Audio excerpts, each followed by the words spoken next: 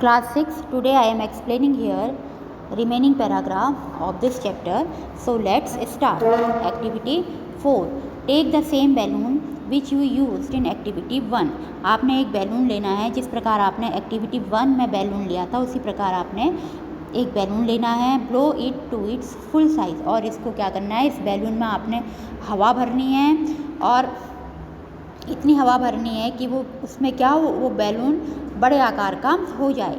And tie its mouth with a string tightly, और आपने balloon के मुंह को एक तागे से बांध लेना है.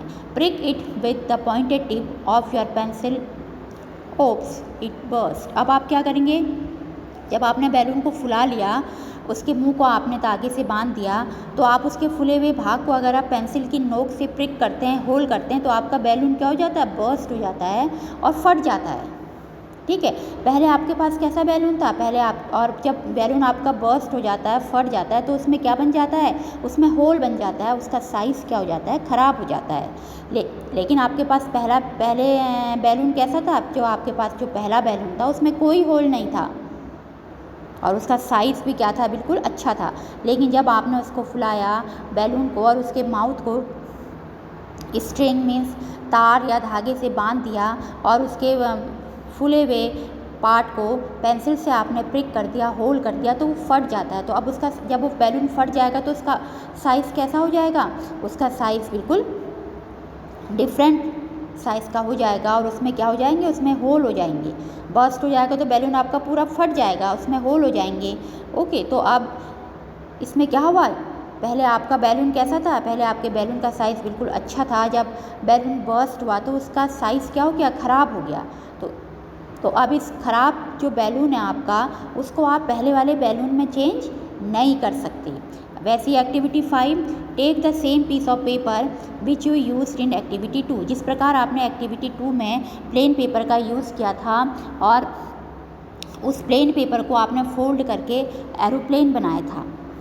ओके, और फिर अगर आप उस एरोप्लेन को दोबारा से खोलेंगे तो आपका वही प्लेन पेपर आपको मिल जाता है ना. एक्टिविटी 2 में आपने ये किया था, उसी प्रकार का पेपर हम इसमें लेंगे और इसमें क्या करेंगे, इसमें एक एरोप्लेन को ड्रॉ कर देंगे. अब यहाँ पे हमने एरोप्लेन को फोल्ड नहीं किया है, यहाँ पर हमने पेपर को फोल्ड नहीं किया है, यहाँ पे हमने पेपर में एरोप्लेन का डायग्राम बनाया है. अब जब हम इसमें एरोप्लेन का डायग्राम बना देंगे, एरोप्लेन को ड्रॉ कर देंगे इस पेपर में, तो अब इस एरोप्लेन को हम एक किससे काट लेंगे,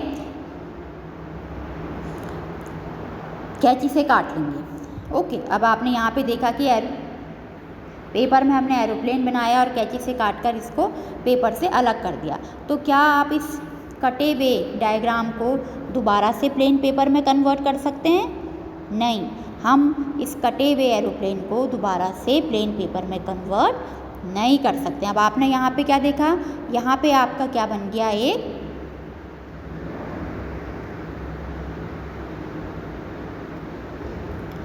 दोनों एग्जाम्पल में आपने देखा, यहाँ पे आपका क्या बन गया, ये आपने प्लेन पेपर लिया, इसमें आपने एरोप्लेन बनाया, इसको कैंची से काटा और इसको अलग कर दिया, इस एरोप्लेन को इस पेपर से अलग कर दिया. अब इस पेपर में क्या बन गया, इस पेपर में एरोप्लेन के आकार का होल बन गया और ये ओके, और अलग से कटा हुआ एरोप्लेन हमने इसमें से निकाल दिया. ये अब यहाँ पे पेपर में क्या बन गया, होल बन गया. तो क्या आप इस एरोप्लेन को दोबारा से इस प्लेन पेपर में कन्वर्ट कर सकते हैं? नो, हम इस एरोप्लेन को दोबारा से प्लेन पेपर में कन्वर्ट नहीं कर सकते. तो आप इन दोनों एग्जाम्पल में देखा, इसमें क्या हुआ, पहले में आपने बैलून में हवा भरी, उसको उसके माउथ को फिर आपने स्ट्रिंग से टाइटली बांध लिया और उसके फूले हुए पार्ट को आपने पेंसिल से प्रिक किया, तो बैलून आपका कैसा हो गया, इसमें होल हो गया, इसमें होल हो गया. बैलून का आकार आपका कैसा हो गया, यहाँ से फटा कटा फटा इस टाइप का हो गया. ओके, और पहले बैलून आपके पास कैसा था, पहले बैलून आपके पास बिल्कुल इस आकार में था. ठीक है, तो अब इस कटे फटे बैलून को आप पुराने वाले बैलून में कन्वर्ट कर सकते हैं? नो. तो इस प्रकार आपने इन दोनों, और दूसरे में आपने देखा, जब आपने इस प्लेन पेपर में एरोप्लेन को ड्रॉ किया और इस एरोप्लेन को आपने कैंची से कट कर दिया और इसको पेपर से अलग कर दिया, तो क्या आप इस एरोप्लेन से दोबारा से प्लेन पेपर में बदल सकते हैं? नहीं। तो आप इन दोनों एग्जाम्पल में देखा कि एक न्यू सब्सटेंस बन रहा है, एक न्यू सब्सटेंस बन रहा है। तो इसी, ठीक है। अब वैसी activity 6,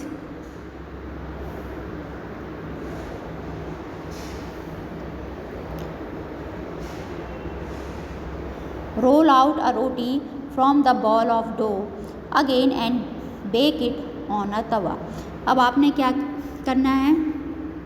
role out roti from the ball of the dough again and bake it on tawa. जिस प्रकार आपने पहले भी एक्टिविटी 3 में क्या किया था, डो के रोल से आपने रोटी बनाई थी, ओके, और आपको रोटी का शेप पसंद नहीं आया था, तो आपने उस रोटी को क्या किया था, दोबारा से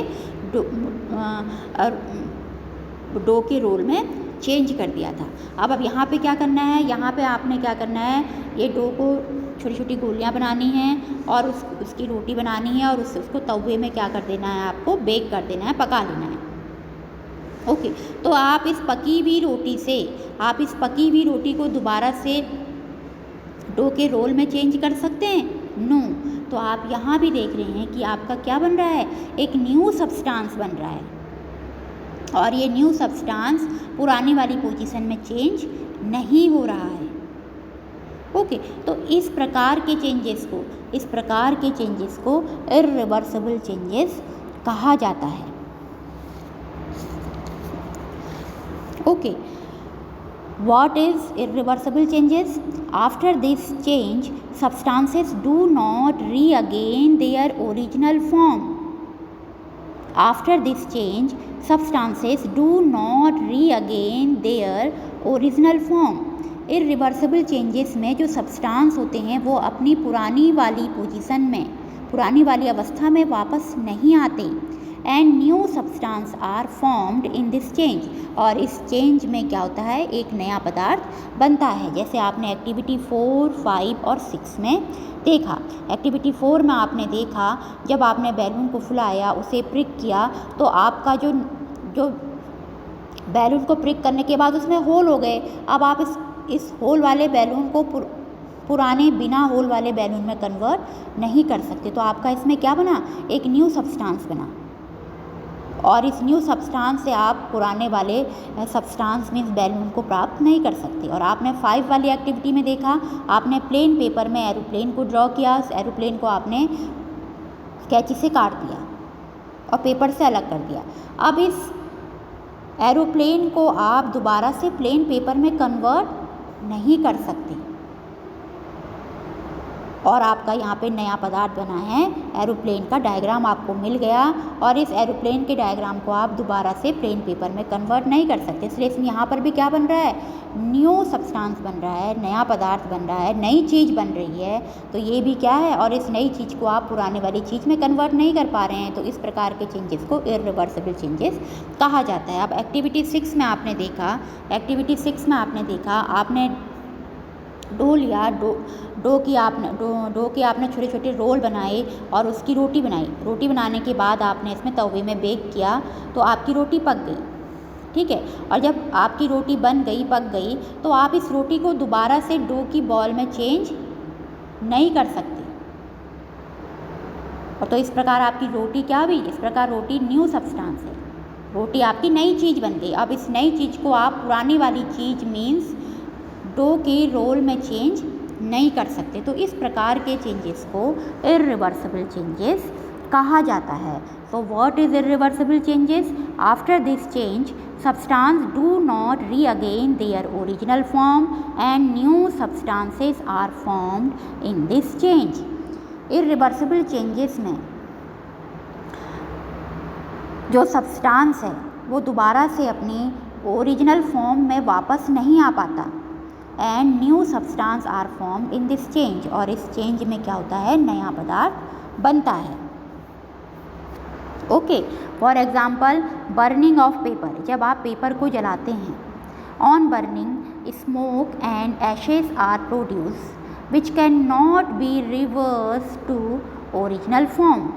जब आप पेपर को जलाते हैं तो पेपर के जलने के बाद आप क्या देखते हैं, जो वो पेपर है वो आप वो किस में बदल जाता है, एशेस में बदल जाता है, राख में बदल जाता है और धुएं में बदल जाता है। अब आप इस धुएं और राख को दोबारा से पेपर में कन्वर्ट नहीं कर सकते और आपका जो स्मोक, जो धुआं और जो ऐश बना आपका पेपर को जलाने से, ये क्या है, ये न्यू सब्सटेंस बना। तो इस प्रकार के चेंजेस को क्या बोलते हैं, इरिवर्सिबल चेंजेस बोलते हैं। इरिवर्सिबल चेंजेस में जो नया पदार्थ बनता है वो अपनी पुरानी वाली अवस्था में वापस नहीं आ पाता और एक नया पदार्थ आपका बनता है। जैसे आपने पेपर को जलाया, पेपर को जलाने के बाद आप देखते हैं कि उसमें से धुआं उठता है, तो क्या बन गया, आपका स्मोक बन गया और कुछ देर बाद आप देखते हैं कि पूरा पेपर जलकर ऐश में बदल जाता है, राख में बदल जाता है। तो आपका स्मोक और ऐश क्या है, न्यू सब्सटेंस है, ये नए पदार्थ बन गए और आप इस स्मोक और ऐश को, इस धुएं और राख को दोबारा से पेपर में कन्वर्ट नहीं कर सकते, दोबारा से पेपर में नहीं बदल सकते। तो इस प्रकार के चेंजेस को इरिवर्सिबल चेंजेस कहा जाता है। और irreversible changes is also called chemical change. Irreversible change को केमिकल चेंज भी कहा जाता है, because in chemical changes new substances are formed. क्योंकि केमिकल चेंजेस में क्या होता है, नया पदार्थ बनता है, इसलिए इरिवर्सिबल चेंजेस को केमिकल चेंजेस कहा जाता है। और जो केमिकल चेंजेस में जो नया पदार्थ बनता है, उस नए पदार्थ को हम पुराने वाले पदार्थ में, सब्सटेंस में कन्वर्ट नहीं कर सकते।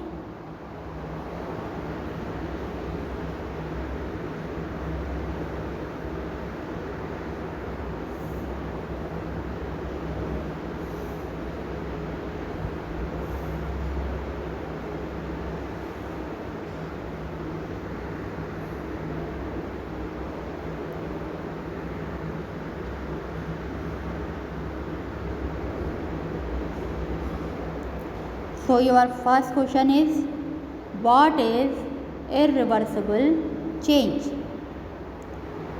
Your answer is from here. After this change, substances do not regain their original form and new substances are formed in this change. Okay. For example, burning of paper. जब आप paper को जलाते हैं, on burning, जलने पर, smoke and ashes are produce, जलने पर आपका धुआं और राख बनती है, which can not be reverse to original form. और फिर इस एशेस और राख को हम दोबारा से पुरानी वाली अवस्था में कन्वर्ट नहीं कर सकते। जो एशेस, पेपर को जलाने से जो एशेस और राख बनी वो न्यू सब्सटेंस बना और इस न्यू सब्सटेंस को हम दोबारा से पेपर में कन्वर्ट नहीं कर सकते। तो इस प्रकार ये क्या है, इरिवर्सिबल चेंजेस है। Okay, you right this question in your science fair copy. Okay, तो इरिवर्सिबल चेंजेस में क्या होता है, इरिवर्सिबल चेंजेस में जो सब्सटेंस है, इरिवर्सिबल चेंजेस में जो नया पदार्थ बनता है, जो न्यू सब्सटेंस बनता है, वो do not regain their original form, वो दोबारा से अपनी ओरिजिनल फॉर्म में चेंज नहीं हो पाता है। And new substances are formed in this change, और इस चेंज में क्या बनता है, एक नया पदार्थ बनता है। ओके, जैसे for example burning of paper, जैसे हमने पेपर को जलाया, on burning smoke and ashes are produce, जलने पर आपका धुआं और राख बनता है, which can not be reverse to original form, और इसमें अब इस धुएं और राख को हम दोबारा से पेपर में कन्वर्ट नहीं कर सकते। इस धुएं और राख को, इस स्मोक और एशेज को हम इसके दोबारा से ओरिजिनल फॉर्म में कन्वर्ट नहीं कर सकते। ओरिजिनल फॉर्म क्या थी इसका, पेपर, दोबारा से हम इसके ओरिजिनल फॉर्म में इसे कन्वर्ट नहीं कर सकते।